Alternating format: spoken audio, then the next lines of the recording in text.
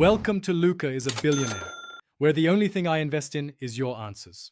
In this video, I will explain how to use Gemini API in JavaScript full guide. Install Node and set your API key in an environment variable. Create a new project folder and run npm in it to set package. JSON. Add a lightweight HTTP client like NodeFetch or Axios so you can call endpoints easily.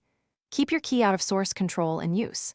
N for local development. Then test a basic request to verify connectivity. To authenticate, include your bearer token in the authorization header and never hardcode it. Build request payloads as JSON and set content type. Application/JSON to ensure correct parsing. Use async functions and try catch to await responses, then check status codes before parsing JSON. For rate limits, respect retry after headers and implement exponential backoff. Log errors with useful messages so debugging is straightforward and repeatable.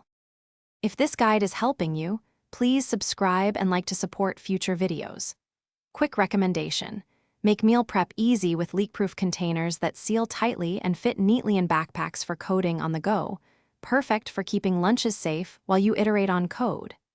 Check the description for the product link and other deals, and consider grabbing a set for your workspace. Now let's get back to the video. Start by calling simple endpoints to confirm connectivity, and then progress to streaming or larger payloads.